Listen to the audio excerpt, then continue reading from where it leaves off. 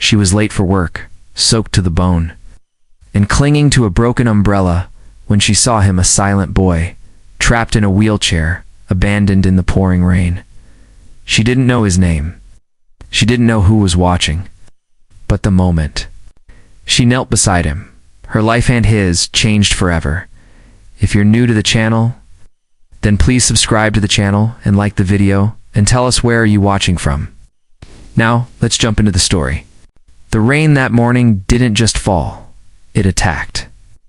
It slapped rooftops, slammed against windows, and soaked the streets in seconds. It wasn't the kind of rain you could ignore. It was the kind that made you feel small, like the sky was, angry and had chosen you to blame. Nora Santos pulled her coat tighter around her as she hurried down the sidewalk. Her umbrella had lost the battle 10 minutes ago, half broken, flapping in the wind like a dying bird. Her socks were wet. Her bag was heavier than usual. She was already 20 minutes late for her cleaning shift at the downtown office building. But none of that mattered when she saw him, a boy, maybe 10, maybe younger, sitting in a wheelchair that looked too big for his small frame. His wheels were stuck in a puddle so deep it looked like a tiny lake had formed in the parking lot. His head was bowed, curly hair glued to his forehead, and tears, if they were even tears, were impossible to tell from the rain. Nora didn't think. She didn't stop to ask if someone else was helping. She didn't check the time. She ran. "Hey," she said gently, crouching beside him. Her knees sank into the cold, muddy water, soaking through her only good pair of jeans. She didn't care. "It's okay. I'm here." The boy didn't answer. He just looked up, startled, eyes wide and dark. There was something in them, something older than any child's eyes should carry. Like he'd stopped expecting the world to notice him. Nora grabbed the wheelchair's handles and pushed. Nothing. The wheels stayed buried. She gritted her teeth, leaned her weight forward, and pushed again, harder this time. Ow. Her breath came out in quick gasps, and for a second, she thought she wouldn't be able to do it. Then the chair jerked. It rolled free.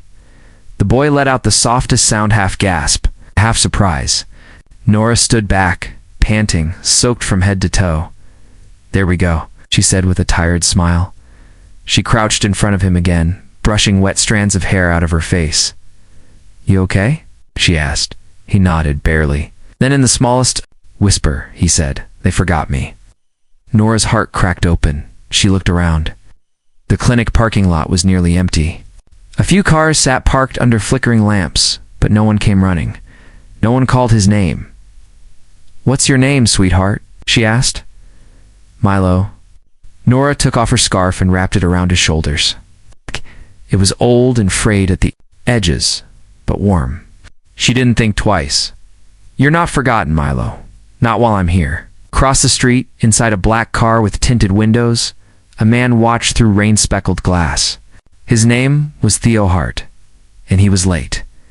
He was supposed to pick up his son after a routine checkup. But the nurse hadn't called. The appointment had run longer than expected. The driver had just pulled into the lot when Theo saw her. The woman, in the rain, she knelt in the dirt for a boy she didn't know. She didn't ask questions, didn't take a photo, she just helped. No fuss, no drama. Theo hadn't seen Milo lean toward anyone in months. But now the boy shifted slightly forward toward her. Just enough to make Theo sit up straighter. Who was this woman? Nora stood, brushing off her coat. "I can wait with you," she said softly, "or I can walk you inside if you'd like." Milo didn't speak. He just looked at her for a long moment, then gave a tiny nod. Not the kind people give when they're told what to do. It was his choice. They moved slowly toward the clinic entrance together. Nora kept her hand close to the wheelchair, walking beside him like it was the most normal thing in the world. In the car, Theo gripped the armrest tighter. His fingers clenched, not in anger, but in confusion. Something had shifted. He felt it. Nora didn't ask who the boy belonged to, didn't demand anything. She waited with him in the clinic lobby, drying his hands with the sleeves of her coat, offering him a granola bar from her bag, the one she packed for her daughter's lunch. Finally, she introduced herself. "I'm Nora," she said. The boy looked at her, his voice barely a whisper. Milo, that's a good name, she said, smiling. Strong. And just for a second, the corner of his mouth twitched. Not a full smile, but a start. Nora forgot the rain, forgot the job she was late for, forgot the rent that was due next week. In that moment, she wasn't a number on a timesheet or a tired woman lost in a big city. In that moment, someone saw her. She saw him. Behind them, a nurse rushed out. "Mr. Hart, I'm so sorry. We lost track of time. Are you family?" she asked, looking at Nora. Nora shook her head, just passing by. The nurse glanced at Milo. The boy who usually refused to speak was calm. It's almost peaceful. "Well, whatever you did," the nurse said, "you did something right. He looks happier than I've ever seen him." Nora smiled, waved goodbye to Milo, and stepped back into the rain. The city swallowed her again, but in the car across the lot, Theo Hart watched her leave. And for the first time in a long time, he didn't feel like letting someone disappear. Not. This time, 2 days after the rainy morning at the clinic, Nora Santos was back to her usual routine, working long hours, eating dinner on her feet, and counting every coin before buying milk. Life hadn't paused just because something strange had happened. There were still bills to pay. Her daughter Emmy still needed her asthma medicine. But deep in her mind, Nora couldn't stop thinking about the boy in the wheelchair. His name was Milo Dot, and the way he looked at her, that small, fragile nod, had stuck with her like a song that wouldn't leave her head. So, when she heard a knock at her apartment door early in the morning, she wasn't expecting much. Maybe the landlord. Maybe a neighbor needing something. It wasn't either. A man in a dark suit stood at her front step, holding an envelope. He looked out of place on her cracked sidewalk, next to the rusted mailbox and broken fence. "Miss Santos?" he asked politely. Nora nodded, unsure. "I'm here on behalf of Mr. Theo Hart." She blinked. The name meant little, until it clicked. The man in the car. The boy's father. The man handed her the envelope. "Inside is an offer. Temporary job. No strings attached. It's well paid. Mr. Hart says." "It's for the boy." Nora hesitated. She didn't ask questions. Not yet. Her rent was already late, and she'd just used the last of Emmy's inhaler. She opened the envelope. The offer was clear. She would be hired as a live-in caregiver, short-term, just to help with Milo's recovery, food and housing included. Her daughter could visit on weekends. "He believes you made an impact," the man added before leaving. Nora stood in the doorway long after he left, the paper trembling in her hands. The next morning she arrived at the Hart estate. It didn't look like a house. It looked like something from a magazine. Tall windows, clean stone paths, a fountain that never stopped flowing. But it felt cold. The walls were too white. The silence was too loud. Milo sat in the hallway when she arrived, his wheelchair turned slightly toward the window. He didn't speak. He didn't smile. Nora smiled anyway. "I brought cookies," she said. "They're homemade, kind of lopsided, but still tasty." Milo blinked at her. Then quietly a soft sound came from his chest, a laugh so small it might have been mistaken for a cough. But it was real. Nora felt something shift. For the rest of the day she stayed close. She didn't ask him personal questions. She didn't treat him like glass. She asked what cartoons he liked, whether he thought space aliens had pets. He didn't answer everything, but he listened. That night, in a hidden room filled with security screens, Theo Hart watched it all. He told himself it was for safety, just checking in. But he couldn't stop staring at the screen showing Nora and Milo sitting on the floor, sorting puzzle pieces. Milo hadn't touched a puzzle in months. By the end of the week, there was a new rhythm in the house. Nora and Milo had built a world together. Quiet world of spilled pancake batter, silly bedtime stories, and whispered jokes about the grumpy butler. Milo still didn't talk much, but he started drawing again. Nora found the sketchbook one afternoon, left open on the table. It showed simple picture stick figures, stars, a wheelchair, a woman with a messy ponytail. Hers. She didn't mention it, instead. The next day, she gave him a gift. "I know you like that book series," she said nervously. "So I tried. To make this," she handed him a small stuffed dragon, clearly handmade. The wings were uneven. One eye was slightly crooked, but it looked exactly like the dragon from his favorite story. Milo stared at it. Then he reached for it slowly, holding it tight to his chest. He didn't say thank you. He didn't have to. Theo watched this moment too, the quiet of his office. He hadn't meant to. The camera just happened to be on. Once he saw her give that dragon to Milo, he couldn't look away. She had made something with her own hands for his son. It's not for payment. It's not for praise. Just because. He leaned back. In his chair, staring at the screen, his eyes were unreadable. Later that night, Nora lay awake in the guest room. It was too quiet. The bed was too soft. The silence in the mansion felt heavy, like it was full of things no one wanted to say out loud. But her thoughts weren't on the house. They were on Milo, on how he watched her like he was waiting for her. To disappear, she didn't know what this job would turn into, but something in her heart whispered that maybe, just maybe, she was already in too deep. Nora Santos had started her new life in quiet steps. She wasn't trying to impress anyone. She just wanted to help. Every morning she made breakfast with Milo, even if he only ate a few bites. She cleaned the kitchen before anyone else woke up. She hummed silly songs while folding laundry. The mansion, once cold and still, now carried soft sound spoons clinking, quiet laughter, pages turning. But not everyone was happy. Some of the staff whispered when they thought she couldn't hear. "She's not even from an agency." One maid said near the back hallway. "Mr. Hart's been acting different," another added. Too distracted, they didn't say her name. But Nora knew. She heard the voices, felt the stares. One afternoon, as she walked past the study, she heard it clearly. "A girl like her? She's not just here for the boy." Nora stopped. She didn't move. Her hands clutched the basket of folded towels. "I've seen how he looks at her," someone said.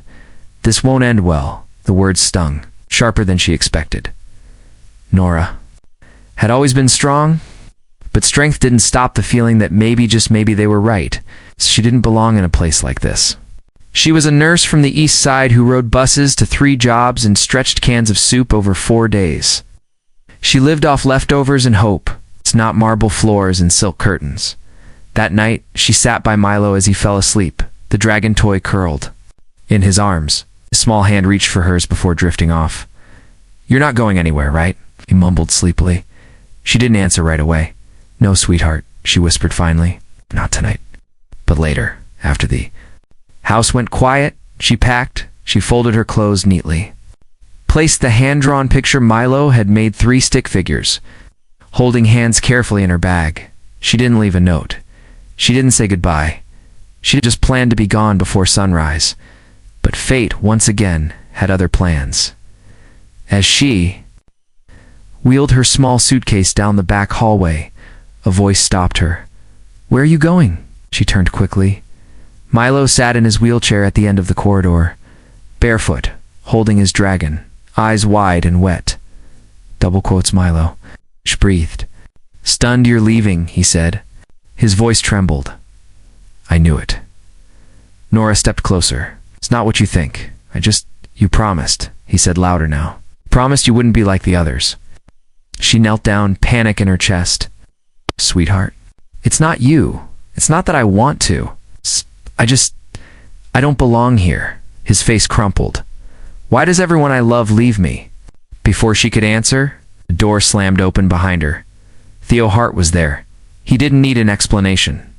One look at Milo shaking, crying, clutching the dragon like it was a rand. Something inside him broke. "What are you doing?" "By what?" asked sharply. Nora stood, trying to stay calm. "I'm leaving. Leaving." His voice was rough. "Why?" She took a deep breath. "I overheard your people. They think I'm here for something more, that I'm manipulating you." He stared at her jaw tight. "Do you believe that?" She looked away. "I believe I don't belong in your world. I'm a woman who skips meals so her daughter can eat. I've never owned a real dining table. I buy shoes from thrift stores and hope they last the winter. And the second I started to matter, here people got nervous." Theo was silent for a Long time then? In a voice low and certain, he said, "You mattered before I knew your name." Nora blinked. "Do you really think it was just kindness that changed my son?" Theo stepped closer. "It was you, your presence, your care. You made him feel safe. You made him laugh." "And that scares me," Nora whispered. "'Cause if I let myself believe I belong here, then I'm the one who will fall." "Then fall," Theo said. "I'll catch you." Her heart pounded behind her. Milo cried softly. "I don't want you to go." Nora turned back to him and wrapped her arms around his small body. "I wasn't going to say goodbye," she said, voice shaking. "Then don't," Theo whispered. So she didn't. She stayed. That night, after everyone went to bed, Theo sat in his study alone. In his hands, he held the dragon toy Nora had made. He looked out the window, remembering how he once watched her through the rain, helping his son like he was the most important thing in the world. He hadn't understood it then. He did now, and he wasn't going to let her disappear again the next. Dawn arrived quiet and silver, but Nora's heart thudded like a drum. She found a heavy envelope on her breakfast tray, sealed with wax she was too nervous to break. Marcus, Theo's loyal aide, offered only a gentle nod. "He said you'd understand," he murmured, then stepped back into the silent hall. Nora opened the envelope with careful fingers. The first page was plain legal talk, but her eyes stopped on one line. Legal guardian, Nora Santos. The paper slipped. Her breath caught. If anything happened to Theo, Milo would be hers to protect, guide, and love, no questions asked. The weight of that trust sank into her bones. Later that evening, after Milo fell asleep clutching his handmaid, Dragon Nora padded through the mansion in soft socks, guardianship papers trembling in her grip. She found Theo in the dim library facing the fireplace but not really watching the flames. Books surrounded him like silent witnesses. "You made me his guardian," she said, voice no louder than the crackle of burning logs. Theo turned, chair worried quietly. "Yes, without asking. I didn't think I had to," he replied. His eyes, usually guarded, looked almost afraid. "You already are his family, Nora?" "I merely wrote it down." She stood frozen, the fire painting her face gold. A nurse who sends half her paycheck back home. "I fix broken umbrellas with tape and pray they'll last another season. How can I be what he needs? Because..." Theo spoke slowly as though every word mattered. "He doesn't need a perfect world. He needs a person who sees him. You see him." He paused. "And you see me even when I try to disappear." Nora felt tears sting, hot and sudden. "I'm still terrified." "So am I." Theo's voice broke in the middle. "But I'd rather be scared together than safe alone." A sudden clap of thunder rolled across the valley. Windows rattled. Lights flickered. Then the mansion slipped into darkness. The generator hummed, coughed, and died. Thick as velvet. Only the rain remained, drumming against glass. Nora's eyes adjusted. Faint moonlight leaked through tall windows. She heard soft footsteps, Milo's nurse guiding him into the hallway, flashlight strobing. "I'm here," Nora called, jogging toward them. Little arms reached out. She wrapped him close. "Can you read to me?" Milo whispered, voice shaky. "Of course." Nora gathered candles from an emergency box. They set small flames dancing along book-lined walls.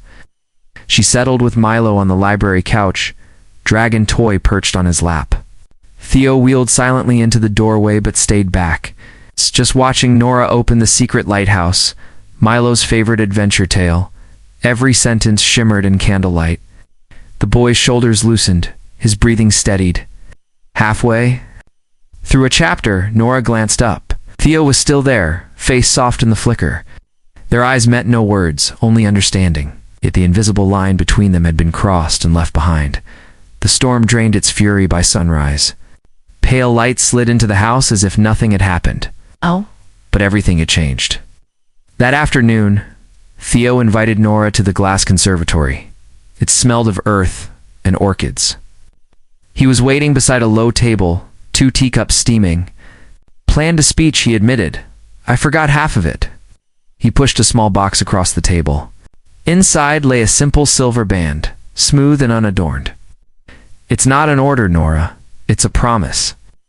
Will you share every sunrise, every storm, every ordinary day?" Her fingers brushed the ring. "Ordinary days are all I've ever wanted."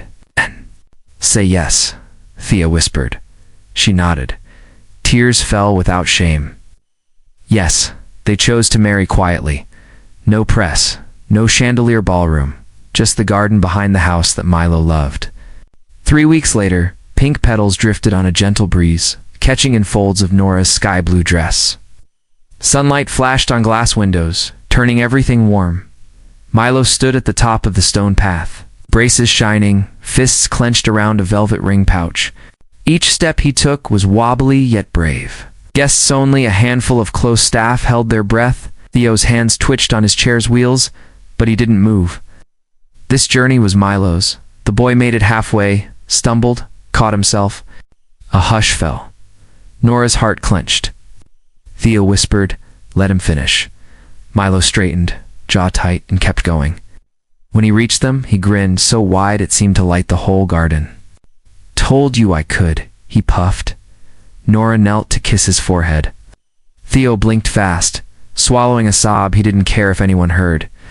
Together they exchanged rings, plain circles, etched with 3 letters inside. T. N. M. 3 separate souls. 1 unbroken loop. No orchestra played.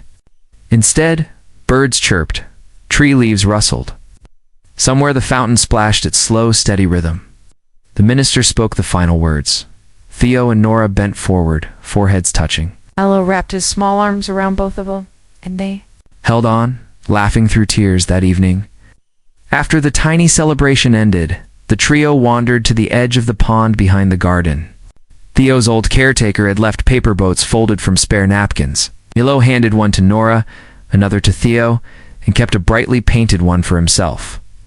"What are these for?" Nora asked. "Wishes," Milo said simply. "We let them sail and see where they go."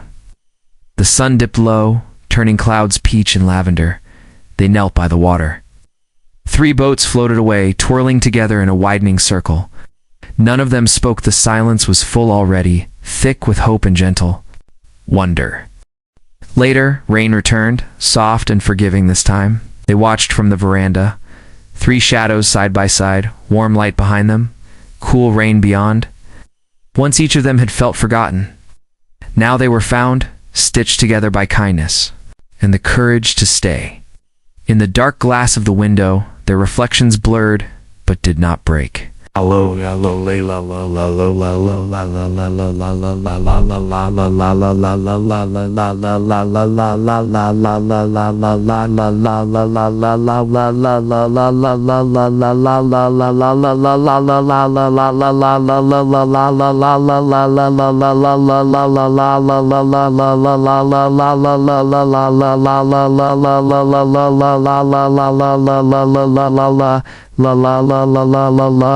And Ella, well, la, and I'll see him to see. Bye, I'm in the wade. I'm seeing your ab. I'm seeing you. I'm saying her in you. I am saying where I'm meaning him or in the wind. I'm saying him. I'm them saying them. So I'm them. I'm so I'm them. I'm sen. I'm some sub. I'm some